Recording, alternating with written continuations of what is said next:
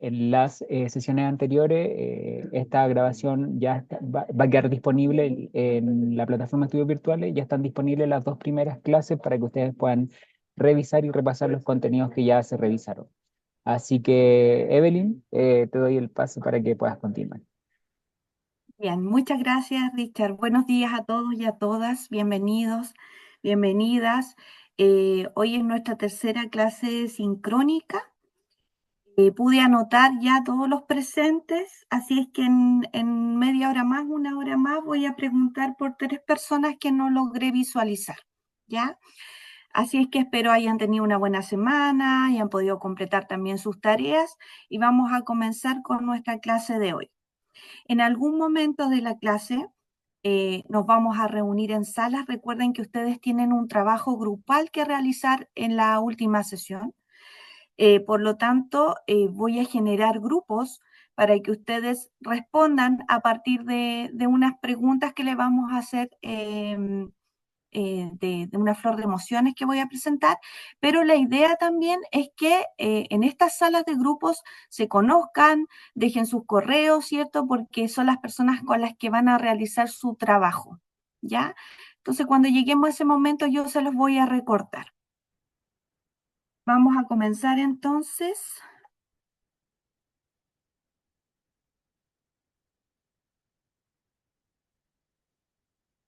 Bien, el módulo de hoy, que es nuestro módulo 3, se llama Conscientemente, prácticas para entrenar la presencia y la permanencia en el aquí y en el ahora. Recordarles nuevamente que siempre estas clases son una parte de lo que ustedes van a encontrar, ¿cierto? Es un resumen de lo que ustedes van a encontrar en su plataforma. Nuestro objetivo es distinguir diferentes estrategias y herramientas para el autocuidado y manejo del estrés.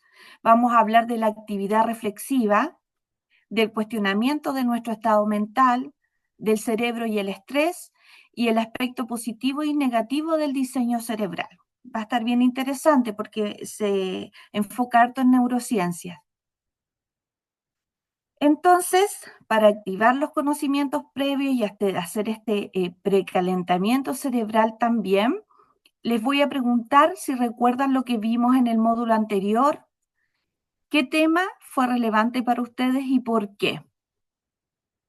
Ya de lo que recuerden, ya sea del trabajo que hicieron, de lo que nos conversamos acá.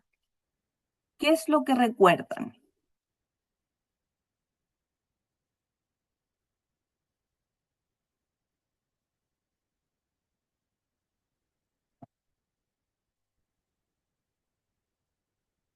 ¿Qué hicimos en el módulo anterior? ¿Qué conversamos? ¿Qué trabajos realizaron? Recuerden que pueden desactivar sus micrófonos libremente y compartir. Buenos días. Hola Cecilia, gracias. Hola, cuéntanos. Recuerdo de lo que hablamos de la procrastinación, Ujú, del uso del tiempo también, sí, de la alimentación también, que teníamos que tener una alimentación saludable. eh, no sé, pues también la organización de cómo organizarnos en el trabajo, usar el tiempo también, cómo organizarnos en el trabajo, en la casa. Es al menos, por lo menos que, ¿qué recuerdas? sí. Exactamente, esas eran prácticas de autocuidado, ¿cierto? Tenían que ver con la gestión del tiempo y hablamos harto de la procrastinación, que en el fondo era dejar de hacer por distintos motivos, ahí descubrimos distintos motivos por los que nosotros procrastinábamos, ¿cierto? Todos aquellos válidos, por supuesto. Gracias, Cecilia. La siguiente pregunta tiene que ver con lo que vamos a abordar en el módulo, ¿ya? Ya presentamos el objetivo, entonces, ¿qué entendemos nosotros por autorreflexión y qué sabemos de nuestro cerebro y su relación con el estrés? ¿Qué entendemos por autorreflexión y qué sabemos de nuestro cerebro y el estrés? A ver, parece que me pasé una página. Esas son las preguntas.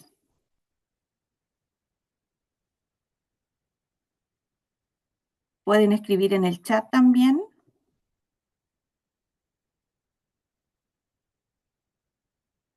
¿Qué será la autorreflexión?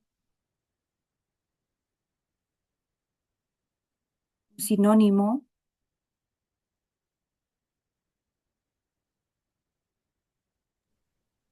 de examinar conscientemente Sí, nuestras propias prácticas, nuestros autocuidados, de sí, pensar mejor.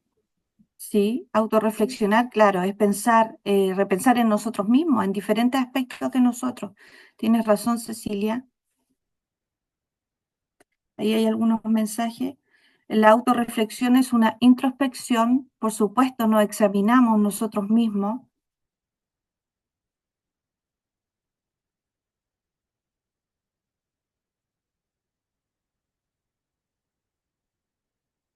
Bien, entonces vamos a hablar precisamente de la reflexión y su relación con el autocuidado, ¿ya? Dice, la actividad reflexiva es una oportunidad para examinar conscientemente tus prácticas de autocuidado, identificar áreas de fortaleza y áreas que podrían necesitar más atención. Si ustedes se dan cuenta, ahí dice antes, durante y después. Y resulta que sí, pues efectivamente nosotros deberíamos reflexionar antes de actuar, durante la acción y después de la acción. Entonces, cuando yo hablo de reflexionar antes de actuar, tiene que ver que yo voy a planificar, ya se realiza como parte de una planificación, una preparación para una acción futura y esta acción puede ser una conversación, una decisión, ¿cierto? Lo que voy a hacer antes es que voy a pensar anticipadamente sobre consecuencias, sobre opciones. Cuando yo hablo de antes, de reflexionar antes, estoy hablando de planificar, ¿ya? Y voy a planificar cómo lo voy a decir si fuera una acción de decir algo, por ejemplo, cómo lo voy a decir, en qué momento lo voy a decir, voy a evaluar si va a afectar esto que voy a decir a otra persona o no. Eso tiene que ver con la reflexión antes, ¿ya? La reflexión durante, por supuesto que va a tener relación mientras estamos realizando la acción o mientras estamos hablando. Y en ese durante, ¿yo qué voy a ajustar? Voy a ajustar mi acción, voy a ajustar mis palabras, ¿cierto? Yo ya voy a estar en el momento, voy a estar evaluando constantemente qué está pasando, qué está haciendo, qué está diciendo mi interlocutor. Por lo tanto, a medida que yo voy teniendo información, ¿cierto?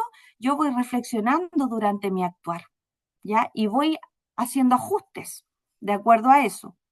Y por supuesto, después de la acción, como dice ahí, tiene que ver con reflexionar, con revisar, con evaluar, ¿ya? Voy a evaluar críticamente lo que yo decidí, lo que yo decidí decir, lo que yo decidí hacer, ¿cierto? Identificar si estuvo bien, si estuvo mal, y eso tiene que ver con la reflexión después de una acción. Entonces, la reflexión debiera darse en todos estos procesos, ¿ya? Nosotros vivimos un día a día tan rápido que poco nos detenemos a reflexionar y desde ahí se producen dificultades, desafíos, ¿cierto? Porque lo típico es que uno dice que no pensé antes de actuar. Entonces, o en el momento que yo estoy generando una acción o una conversación, cuando estoy en este proceso de la reflexión durante, también puedo ir cometiendo errores si no me detengo a pensar en la situación, si solamente estoy oyendo y no estoy escuchando, por ejemplo, al otro.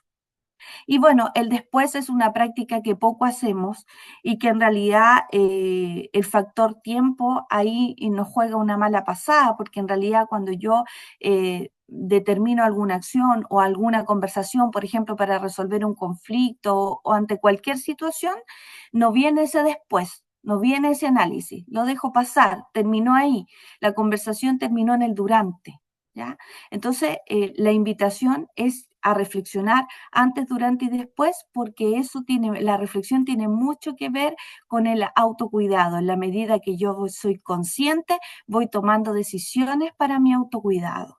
Eso quiere decir esta lámina. Entonces, para que ustedes piensen un poquito y se los voy a dejar para la reflexión, ya no para compartir, a pesar de que me gustaría que compartiéramos un poco más, que también encendieran sus cámaras, porque es un requisito para el desarrollo del curso. Les voy a pedir que reflexionen ustedes, ¿ya?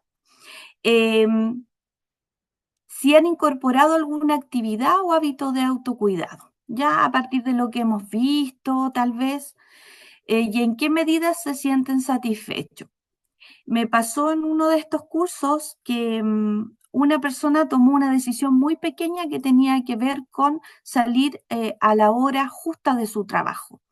Y antes, por ejemplo, esperaba a sus colegas o se ponía a trabajar un ratito más para hacer la hora para irse con sus colegas y el trayecto a su casa era muy largo, entonces ella ya cuando llegaba ya era de noche, estaba cansada, etcétera. Por lo tanto, ella decidió irse a su hora. Fue una decisión que tomó a partir de esto, que fue para ella, dijo, bueno, voy a hacer lo mínimo, que es irme a mi hora, y dice que, por ejemplo, logra llegar cuando todavía no está oscuro en su casa. Entonces, sí de alguna manera le trajo beneficio y se sintió satisfecha con esa decisión mínima, que fue irse a la hora que les correspondía, por ejemplo.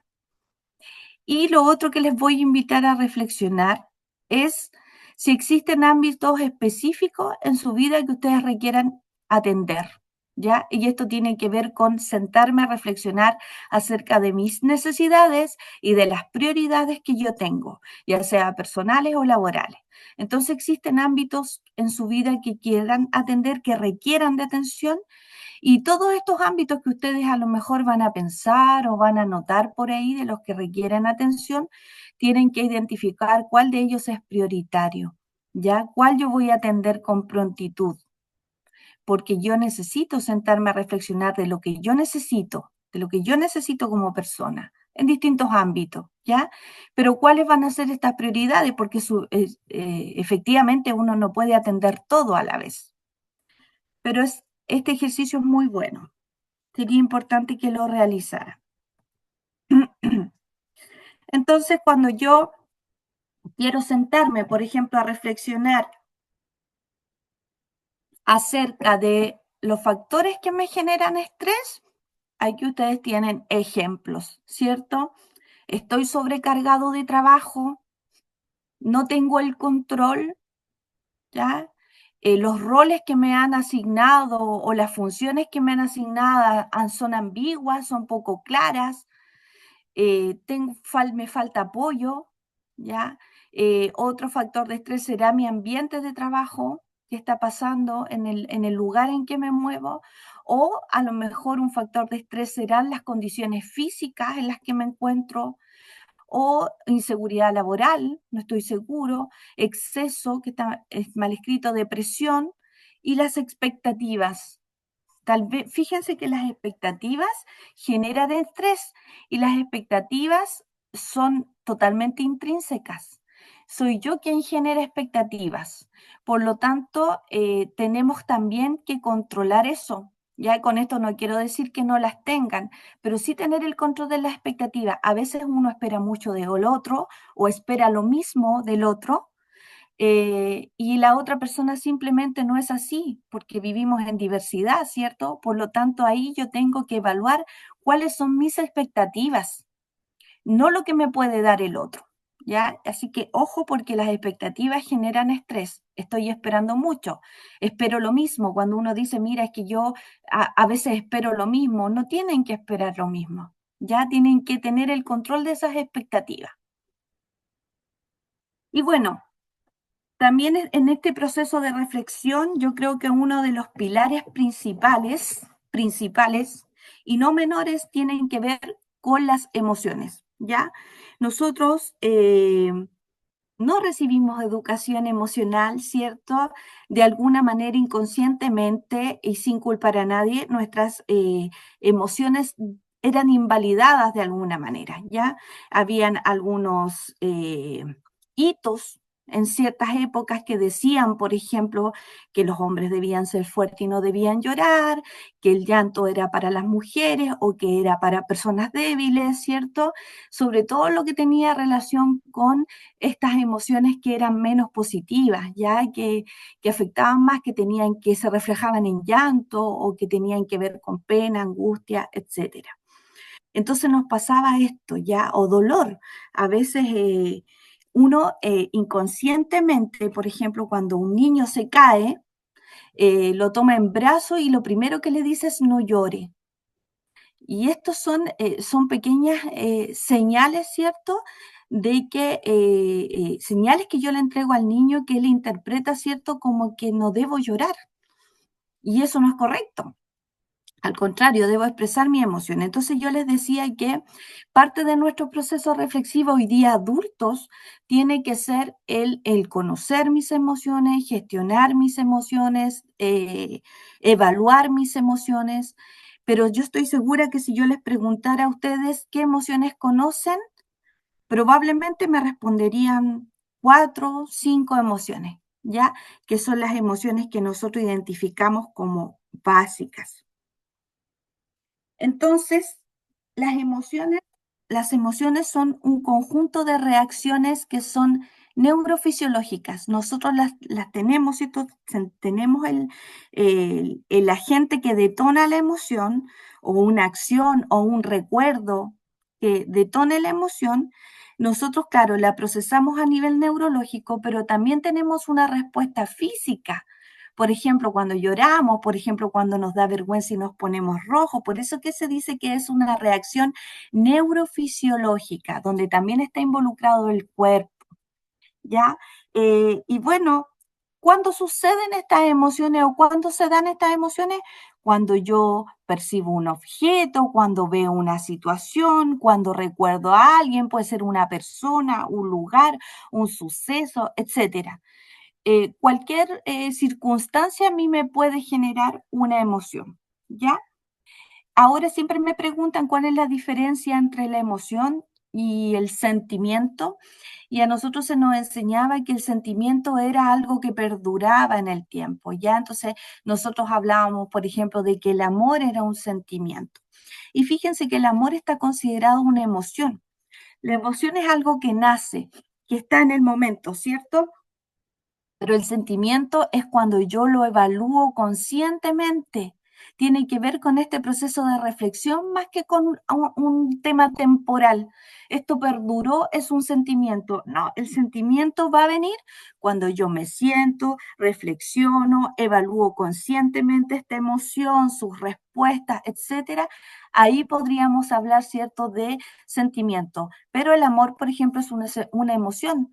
Yo puedo ver, no sé, a mi hijo hacer algo gracioso y a mí lo que me genera no es solo felicidad y alegría, probablemente me genere amor, me den ganas de abrazarlo. Mi respuesta física, fisiológica va a ser ganas de abrazarlo por aquello que hizo, ¿ya? Entonces, eso es una emoción, nace una emoción. A ver. Entonces vamos a tener reacciones emocionales, ¿ya? La mental, por eso les decía que era un proceso que iba al cerebro y que se manifestaba. La mental va a ser la información que yo recibo y desencadeno. Va a haber un pensamiento, algo, me va a pasar algo acá, ¿ya? Neurofisiológicamente es, por ejemplo, no sé, pues cuando yo sudo, cuando me aumenta el ritmo cardíaco, ¿cierto? Porque me asusté, porque tengo miedo, porque experimenté una emoción de ese tipo, ¿cierto? Voy a sudar o va a aumentar mi ritmo cardíaco, etcétera. Y el conductual es la expresión, es la manifestación de un gesto, postura, movimiento, no sé, supongamos este proceso mental donde yo veo una amenaza, ¿ya? Un miedo, voy a sentir miedo, voy a sentir temor. Neurofisiológicamente me van a sudar, fisiológicamente me van a sudar las manos, ¿ya? Y conductualmente a lo mejor voy a correr, ¿ya? O me voy a tapar la cara, o me voy a tapar los oídos. Entonces hay reacciones que genera una emoción. Y fíjense que en esto de estudiar las emociones, hay muchísimos autores que vienen estudiando las emociones, a pesar de que es algo relativamente nuevo cuando ya se empieza a decir, ¿saben qué? Consideremos las emociones, son importantes, etcétera, etcétera. Es nuevo, es prácticamente nuevo. Entonces, muchos autores empezaron a clasificar las emociones, ¿ya? Y yo elegí Vizquerra, ustedes van a encontrar otros autores probablemente en su plataforma, pero yo elegí Vizquerra porque siento que es la base. Vizquerra habla mucho de educación emocional, de educar las emociones, ¿ya? Por lo tanto, por ejemplo, quienes tengan hijos, sobrinos, sobrinas, etcétera, Vizquerra es un tremendo aporte. ¿ya? Vizquerra se trabaja mucho en los colegios también, los colegios que han incorporado educación emocional. Por eso me gusta este autor, pero ustedes pueden buscar y se van a dar cuenta que hay muchos de ellos que han trabajado y que han investigado en torno a las emociones. Entonces Vizquerra dice que hay tipos de emociones: emociones negativas, emociones ambiguas y emociones positivas. Por supuesto que si nosotros hablamos de emociones positivas, tiene que ver con la alegría, el amor, la felicidad, ¿cierto? Si hablamos de negativas, con el miedo, la ansiedad, la ira, rechazo, vergüenza, eso dice Vizquerra que son negativas. Y las ambiguas tienen que ver con emociones, dice, sorpresa, esperanza, compasión, serían ambiguas, ¿ya? Y en el fondo Vizquerra identifica 3 emociones y las clasifica: negativas, ambiguas, positivas.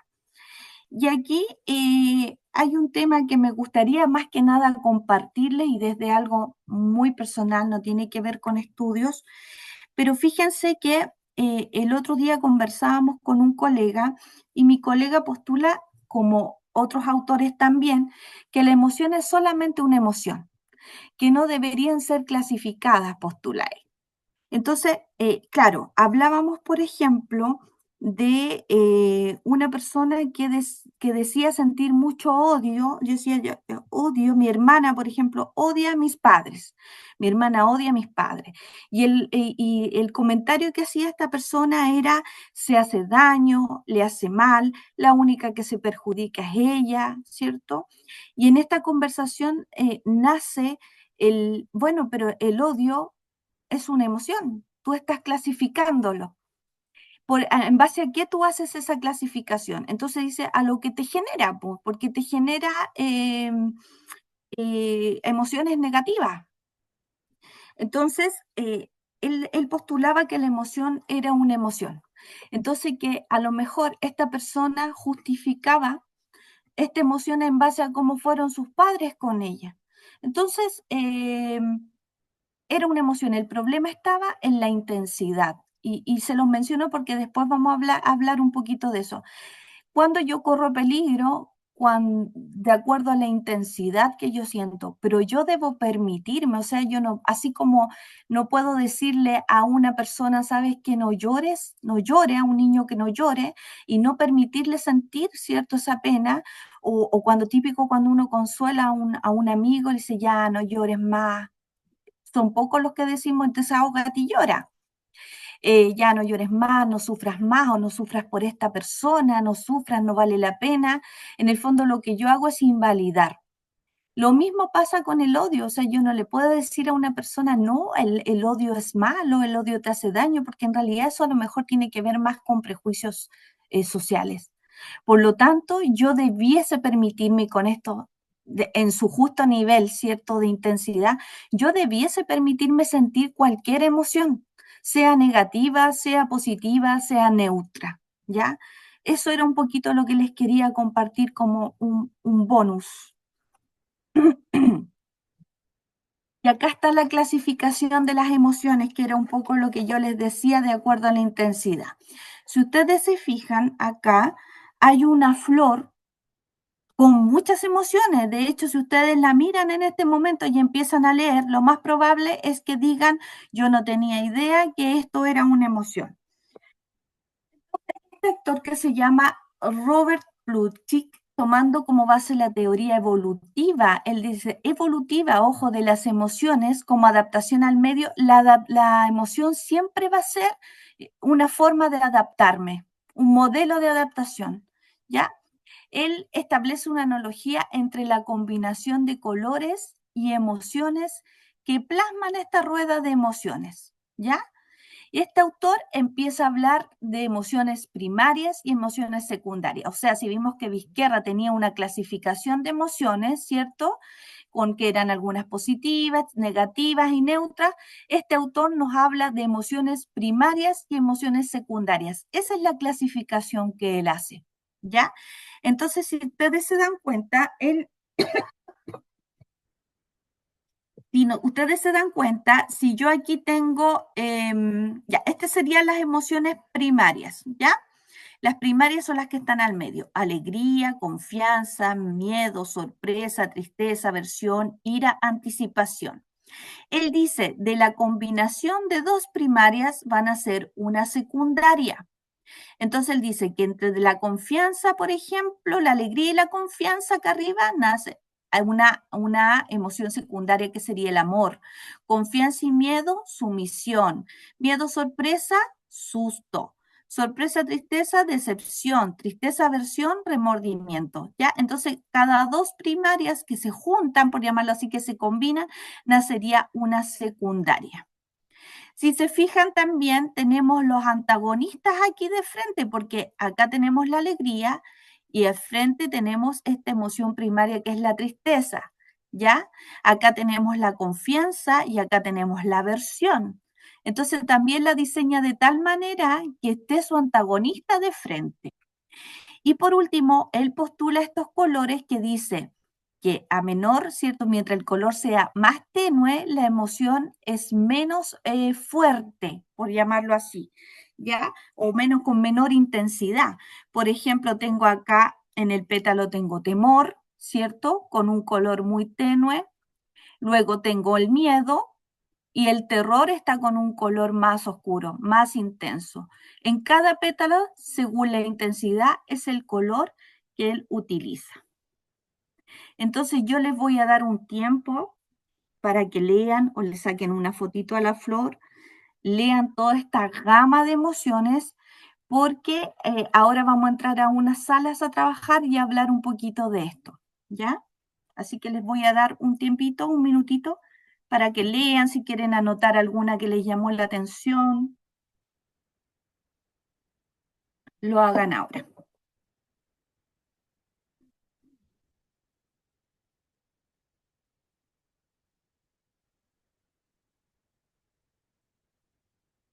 Perfecto.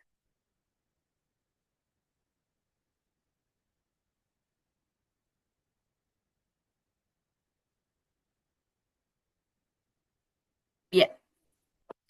Entonces, lo que yo voy a hacer ahora es reunir a ustedes en grupos de 4, ¿ya? De 4 personas. Tengo 6, 9,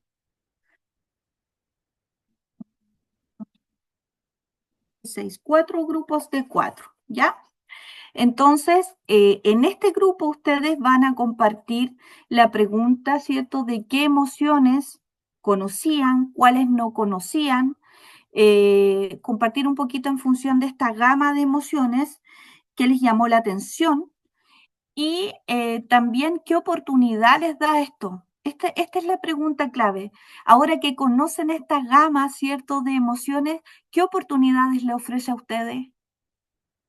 Esa es la pregunta clave, ¿ya? ¿Las conocía, no las conocía? Me llamó la atención, fíjate, nunca había visto esta flor, pero esta es la oportunidad que creo que me entrega el conocer, el mirar esto, de acuerdo, por supuesto, a lo que hemos estado conversando, ¿ya? Así es que yo mientras, ¿Puede repetir la pregunta, por favor? claro, ¿qué nueva oportunidad me ofrece el conocimiento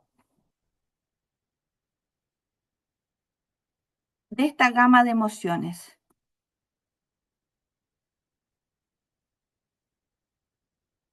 Nancy Lara dice que tiene problemas con su computador, pero yo la tengo presente porque entiendo que logró incorporarse en algún momento y ahí ya resolvió el problema, ¿ya?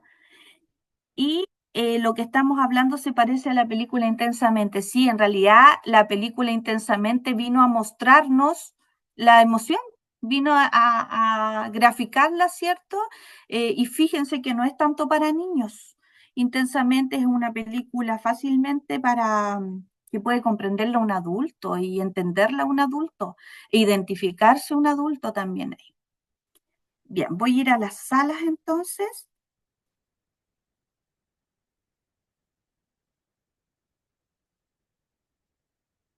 Asignar manualmente, crear.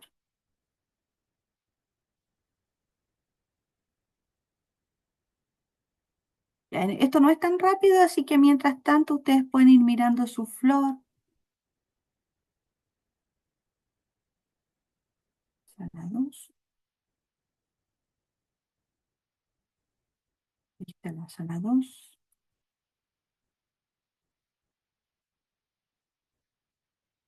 De la sala 2.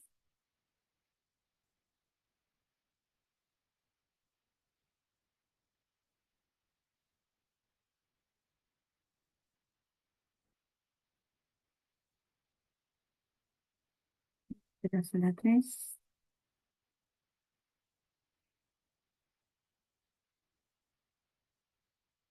4, 5. De la sala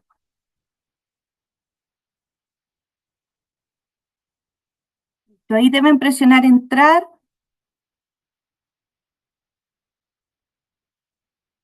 Les va a llegar una invitación, deben presionar entrar.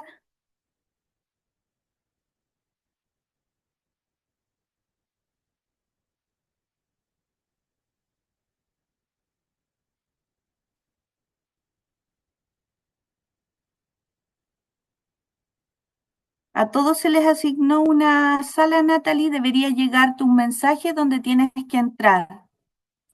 Sí, sí me llegó, pero le puse que no. ¿Me puede volver a asignar, por favor? Listo, ningún problema. Gracias. Ya, Natalie. Ay, Yo Es que soy lo más o cogí rápido. menos, yo soy más o menos nomás la tecnología también.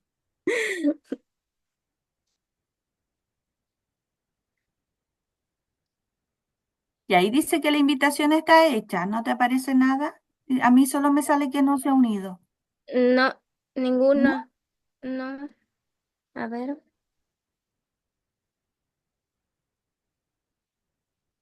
Tengo 3 personas afuera y todos tienen salas asignadas. Tengo 2 personas porque Richard es de acá.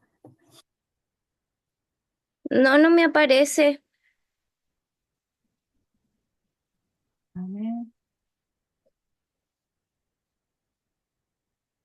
Te voy a mover a otra sala, ¿ya? Ya. Ahora sí, Ahí, gracias. ok.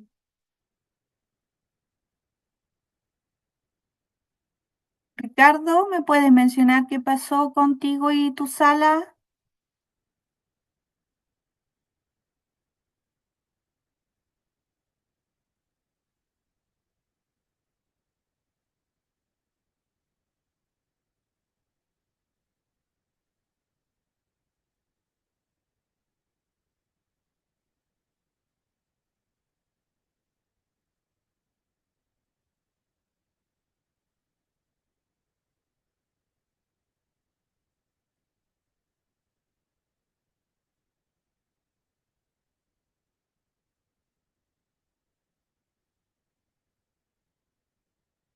Ricardo, ¿me escuchas?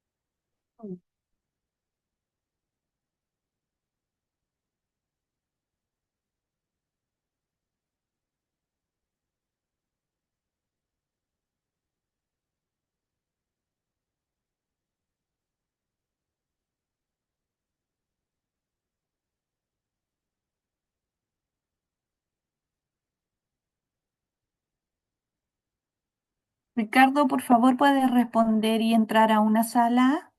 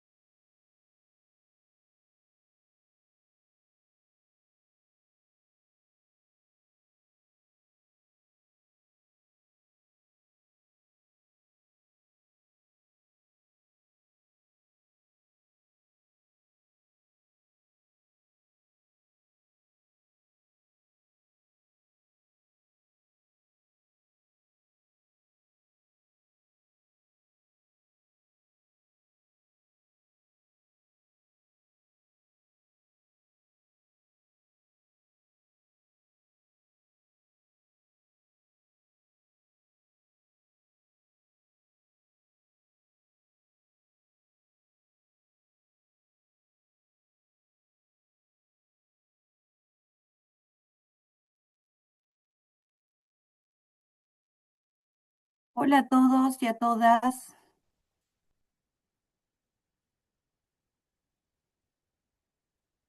Hola, hola, hola.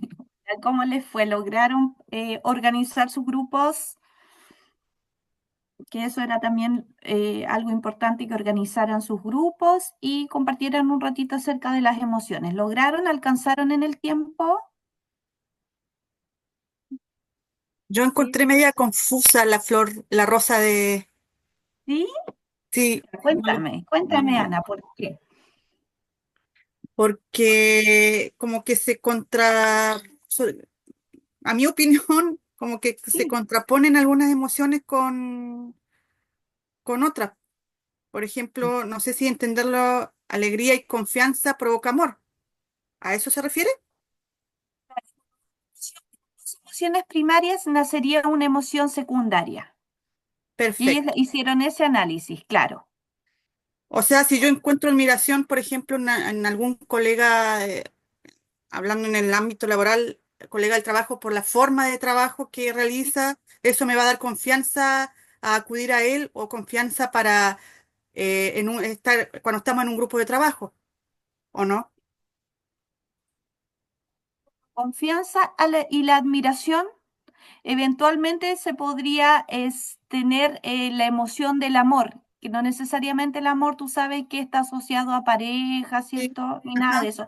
Te podría nacer una emoción de amor, ¿ya? Per- Entre estas dos primarias, que sería que tú sientes tanto confianza como admiración por la persona. Si tú tienes esas dos emociones con aquella persona, podría eventualmente generarse una secundaria que sería amor por Ah, aquella persona. perfecto, perfecto. Así es como lo Ah, manifiesta. perfecto. Claro. Entendiendo el amor desde la emoción, lo que me genera en el momento, Momento. Ok. ¿cierto? Bien, chiquillos, muchas gracias. Espero que se hayan puesto todos muy en acuerdo. Vamos a continuar ya con nuestra última parte. Igual ustedes tienen acceso a mirar su plataforma, a revisar el trabajo. El trabajo es un estudio de caso de una municipalidad que tienen que leer y establecer, ¿cierto?, un plan de intervención, por llamarlo así, en relación al autocuidado de acuerdo a las características de esa municipalidad que tiene esos hechos, ¿cierto?, en su contexto laboral. Entonces, ustedes ahí se pusieron de acuerdo, algunos generaron grupos, otros levantaron Drive y eso es correcto. Lo importante es que este trabajo es grupal, pero todos deben subirlo. ¿Qué quiere decir? Que cuando la persona encargada, por llamarlo así, ya cierre el trabajo y les diga a ustedes que ya está listo, todos ustedes deben subir el mismo trabajo en su plataforma. No debe quedar ninguno de ustedes sin el trabajo, independiente a que esté su nombre, ¿ya? Porque la plataforma funciona de esa manera. Todos los trabajos tienen que estar arriba para calificar. Entonces, yo lo califico, ¿cierto? Por supuesto, no voy a estar revisando trabajo por trabajo, entiendo que uno determina 4 y a los 4 le pongo la misma nota, pero todos sus trabajos tienen que estar arriba para ser calificados. Eso nos pide la plataforma, aunque sea el mismo, ¿ya? Si pueden revisarlo antes, mejor, pues para que vayan avanzando, sobre todo quienes generaron Drive. Voy a continuar. Ya, entonces aquí ya nos compartió un ratito Ana, ¿cierto? Respecto a lo que le llamó la atención y sí, y tiene que ver a lo mejor, Ana, que nosotros tampoco estamos tan relacionados con el nombre de la emoción, con ponerle nombre a una emoción.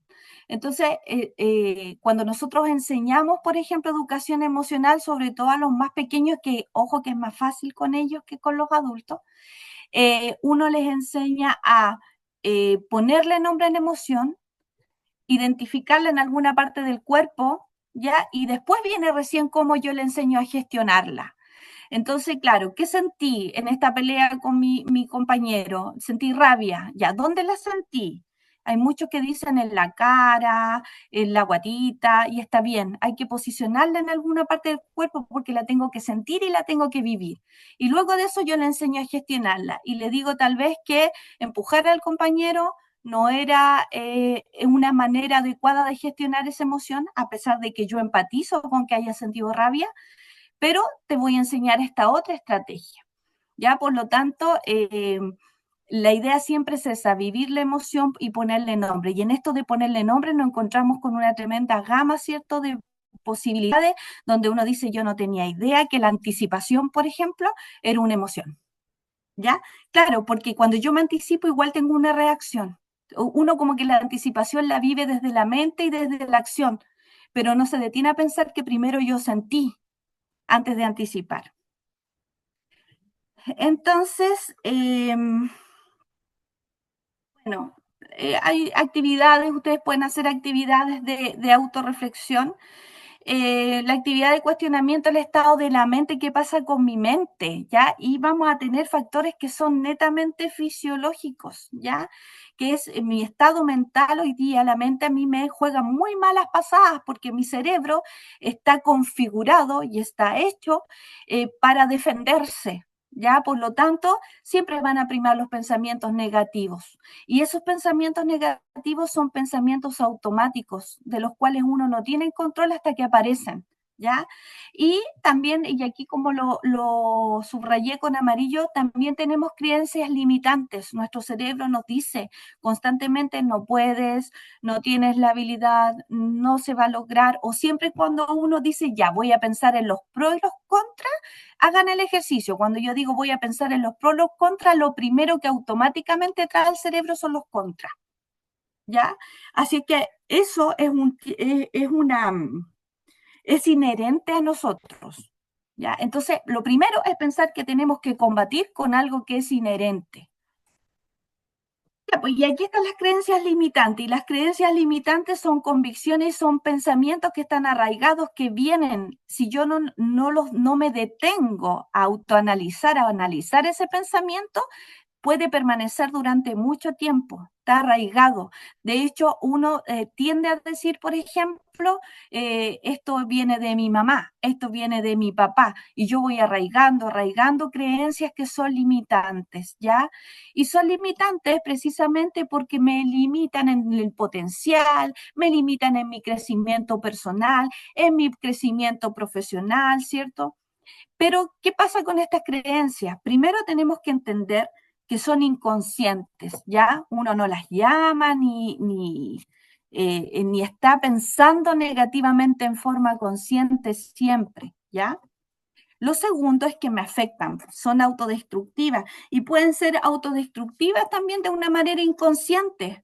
Ya la autodestrucción no quiere decir que hay un tremendo daño emocional, sino que, por ejemplo, yo pienso que no soy lo suficientemente bueno y me quedo, ¿cierto?, sin hacer un montón de cosas, de posibilidades, y eso me destruye de alguna manera internamente. ¿Ya? Cuando yo hablo también de no se puede confiar en esta persona, igual hay una autodestrucción, hay una sensación de agotamiento, ¿cierto? Porque he tenido tantas malas experiencias, entonces mi mente me dice, no, tú no puedes confiar en nadie. Generalizadas, por supuesto que sí, y están con emociones, están emocionalmente cargadas, ¿ya?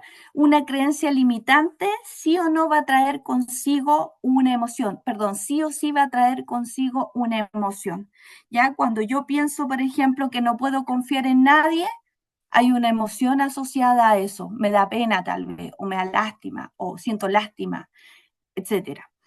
Y son autoimpuestas. Totalmente, las creencias limitantes son estas que de alguna manera, independiente que alguien me las haya dicho, yo las internalicé. Por lo tanto, es algo autoimpuesto. ¿Por qué creen ustedes que se dan estas creencias, chiquillos? Interesante pregunta, pero por el tiempo vamos a avanzar porque necesito de verdad que vean este video. Se los voy a poner ahora.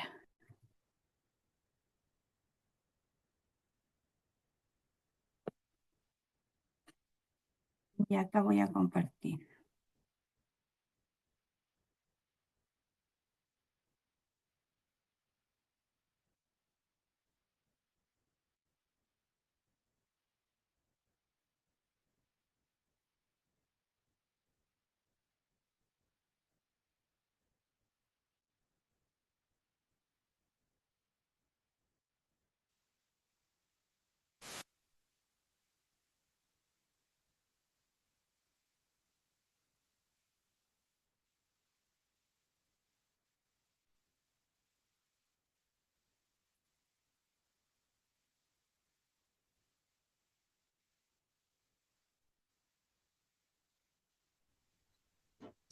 No se escucha.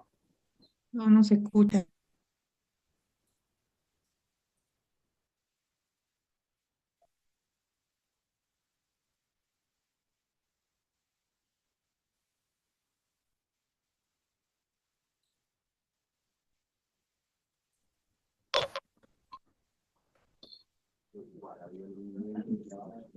Evelyn, disculpa, el video que estás El video compartiendo no se está no se escuchando. escucha.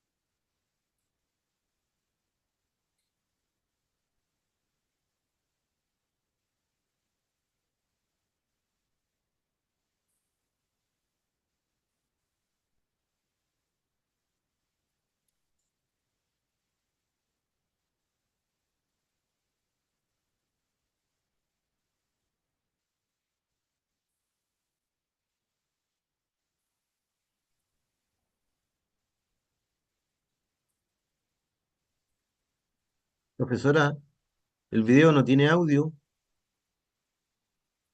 Allá voy.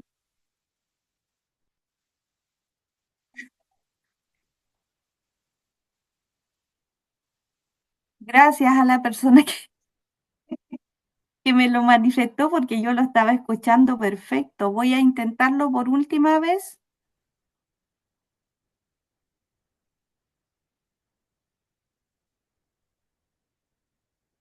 Debiera estar correcto. A ver, creo que es una pestaña de Chrome. Denme un segundito para que se pueda escuchar. Compartir. Ventana. Pestaña de Chrome. Ahí está. Ahora sí se va a escuchar, chiquillos. Me avisan, porfa.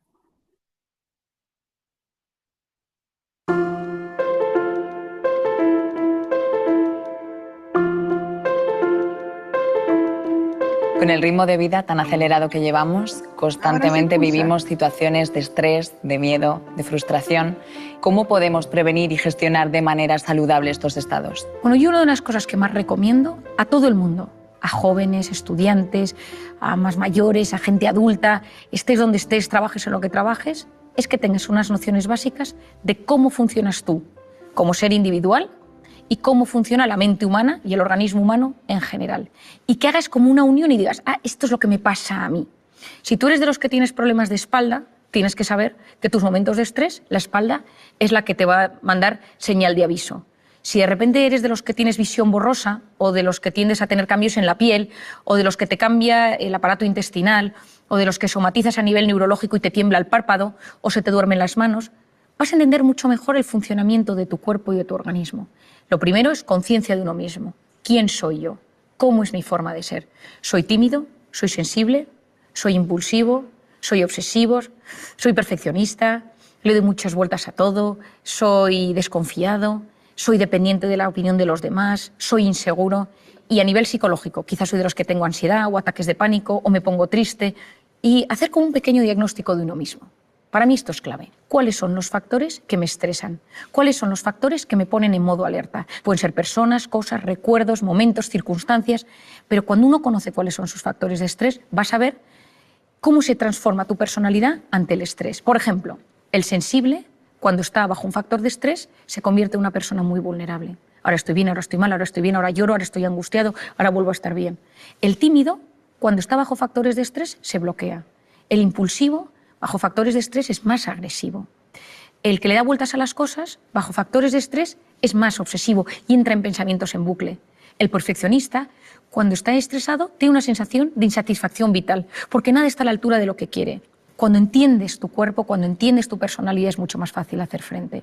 Lo segundo es vivir una vida lo más antiinflamatoria posible. Es decir, La gente va inflamada por la calle. Yo siempre digo que si tuviéramos un detector de inflamación, el detector se rompería, porque la gente más que nunca va con tanta incertidumbre, con tanto estrés, que hay un estado de inflamación latente en la sociedad. Yo creo que siempre digo, y te lo digo a ti también con cariño, aunque nos vaya a escuchar mucha gente, que hay que tener cuidado con la comida, pero tampoco sin obsesionarse. Pero comer con con conocimiento de lo que a uno le sienta bien y mal, conocer las cosas. Es verdad que hoy en día se ha demostrado que mucha alimentación inflama y altera el organismo y, por lo tanto, intentar comer lo mejor posible y tener pues, que la comida mala sea la excepción y no la regla. Segundo es el hábito del sueño. Hoy en día es clave. Cuando uno duerme mal, la probabilidad de que todo se desbarajuste es altísima, porque durante el sueño reparamos nuestra mente, reparamos nuestro organismo, reparamos nuestro sistema inmunológico, nuestro hipocampo, zona de archivo de los recuerdos, se soluciona, es como que todo se va poniendo en orden. Y cuando uno no duerme, y hoy en día dormimos muy mal por la pantalla, por las preocupaciones, etcétera, esto nos altera. Y luego, otra cosa que yo creo que puede ayudar en este mundo que llevamos es tener vías de escape sanas para esos momentos de estrés. El ejercicio básico, con el ejercicio desmembramos ese cortisol, casi que lo evaporamos del organismo. Cuidado con el ejercicio excesivo, que ahí te pones en modo alerta, pero yo hablo del ejercicio normal y saludable que todos conocemos. También recomiendo la educación de esa voz interior, es decir, cuidado, porque sabemos ya que esa voz interior va a tener un impacto en mi vida, entonces que mi voz interior sirva para apoyarme y no para hundirme, hacer un diagnóstico, cómo me trato yo. Lo tercero es las personas con las que me rodeo, cuidado, que a veces parte del problema es que vivo rodeado de personas que me meten en modo alerta. Cuarto, el ser humano no está diseñado para vivir en el sistema nervioso simpático constantemente. Un poquito me puede ayudar a de repente ser profundamente eficiente, profundamente efectivo, para llegar a las cosas de la mejor manera posible. Pero si lo mantengo en el tiempo, corro el gran riesgo de enfermarme.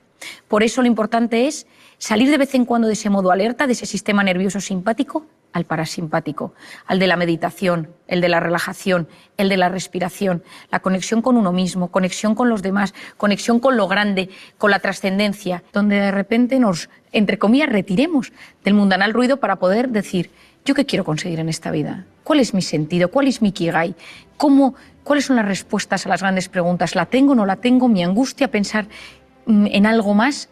Y ahí tengo que verme a mí en perspectiva, en 3D, en 4D, en 5D, y ver hacia dónde me dirijo y buscar sacar lo mejor que llevo dentro. Porque cuando soy capaz de desconectar del modo alerta para conectar con el modo relajación o con el modo parasimpático, recupero mi organismo, recupero mi mente, recupero mis habilidades, incluso recupero mi sistema inmunológico para volver a hacer frente a los desafíos que me van surgiendo en el día a día. Y yo creo que conectar mente y cuerpo y saber que en ese punto, que a día de hoy yo creo que es de los únicos que conocemos, donde hay esa simbiosis tan brutal, donde se unen la mente, la psique, el alma, el cuerpo, todo ello en uno, y podemos hacerlo de forma consciente, yo creo que nos abre un mundo apasionante.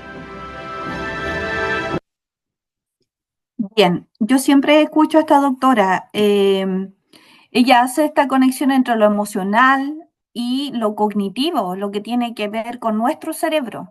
Entonces, por ejemplo, ella habla del aumento de cortisol, ¿cierto? En temas hormonales también. Yo decía, nos engañaron, las emociones no estaban en el corazón, están en el cerebro, en la amígdala.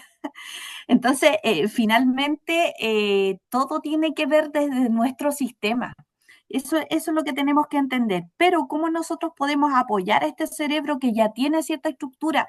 Nosotros tenemos que pensar que hoy día se postula la plasticidad cerebral. Quiere decir que a medida que más experiencia, ¿cierto? Y más estímulo reciba nuestro cerebro, se va reformulando, se va reconstituyendo. El cerebro, dicen hoy día, es plástico.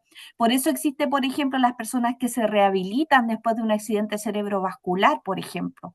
Por lo tanto, en lo que hace nuestro cerebro, nosotros de alguna manera podemos, ¿cierto?, reestructurarlo, rediseñarlo. Entonces, cuando ella dice, conócete primero, determina qué es lo que te estresa. Son personas, es mi trabajo, qué es lo que me pone en alerta. Conócete también a ti mismo pensando en cómo soy yo. Yo soy frecuentemente impulsivo.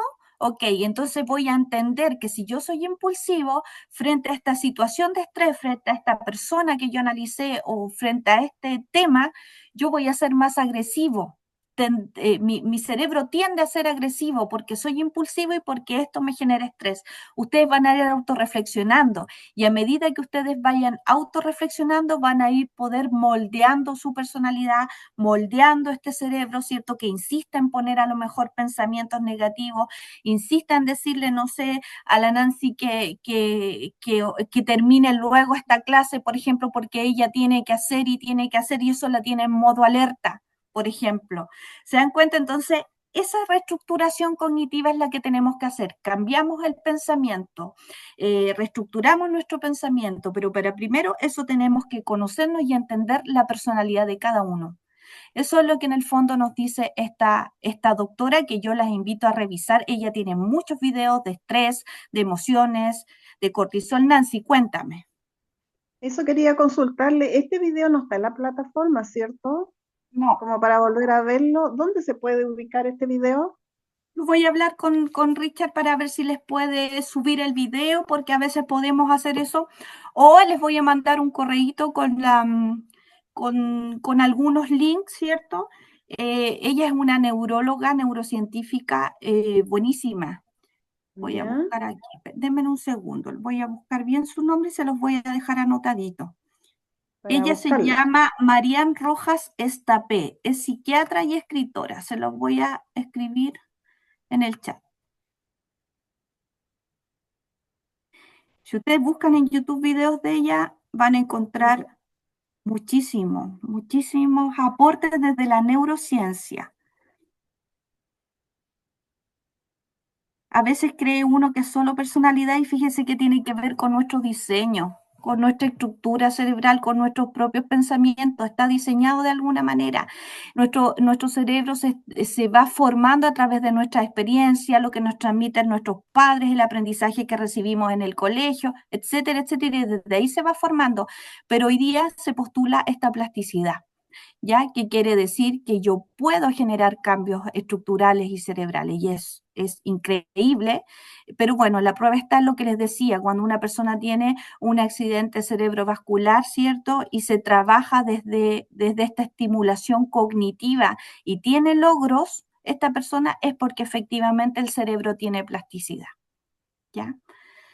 Así es que con esto yo los voy a dejar, me despido, les deseo una muy buena semana, avancen en sus trabajos que tienen en la plataforma y nos vemos el próximo jueves. Que tengan una muy buena semana. Igual, Evelyn. Gracias. Igualmente, Adiós. gracias. Un momentito, lo último, chiquillos, que me faltaron lista. 3 personas. Sí, la lista, me faltaron 3 personas. Las que no voy a nombrar son porque ya están presentes. Sandy Fuentes logró llegar. Parece que no. Ángela Gaete. Sí, presente. Ahí está la Ángela, bien. Michelle Ramos, ¿alcanzó a Presente. llegar? Sí, Ángela, le aquí envío un mensajito igual, por favor. te acabo de leer. Ya, listo. Entonces me Muchas quedo gracias. aquí. Ya, que estén muy bien. Adiós. Chao, Adiós. gracias. Chao, Adiós, buena profesora, semana. que esté bien.